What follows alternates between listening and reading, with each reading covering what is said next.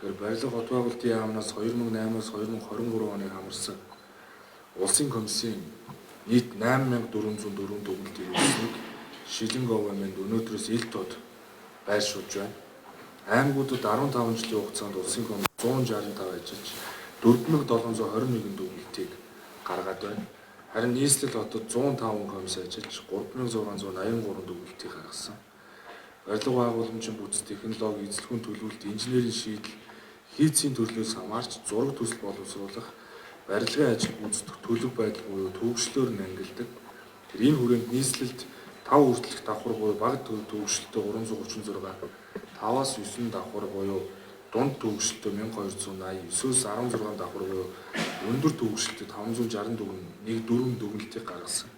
Онцгой төвөгшлөлтөй буюу 16-аас дээш давхартай барилгад нийт одоо 57 дүгнэлт гаргасан байна. Тэгэхээр түүнчлэн 2004-өөс 2023 оны хооронд архитектур төлөвлөлтөнд орсон 11668 барилга, 3941 эзэмшигчийн мэдээллийг ил болгож байна.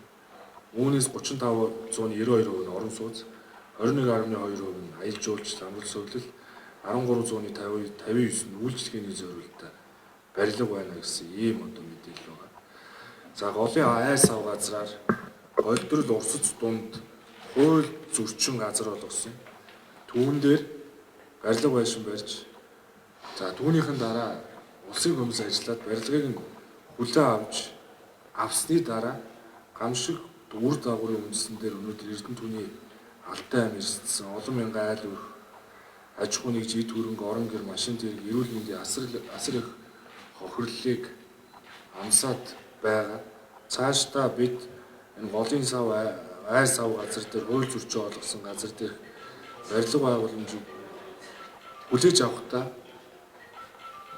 ямар процедурын дагуу хүлээж авсан бэ гэдэг дээр энэ Шилэн говьмэнээс нээлттэй гарах болцоотой гэсэн үг. Тэгэхээр хаана газар хин гэдэг хүн олгосон байна. Нийслэлийн даргын захирамжаар олгосон байна уу? Дүүргийн даргын захирамжаар олгосон байна уу? За тэр олгосон газар дээр нь ямар компани, ямар зураг төсөв хийгээд барилга барьсан байна. Түүнийг нь ямар улсын комисс авсан байна. Тэр комиссийн бүрэлдэхүүнд ажиллаж исэн төрийн байгууллагуудын төлөөллийг ч гэсэн та бүхэн эндээс одоо харах болцоо бүрдэж байгаа.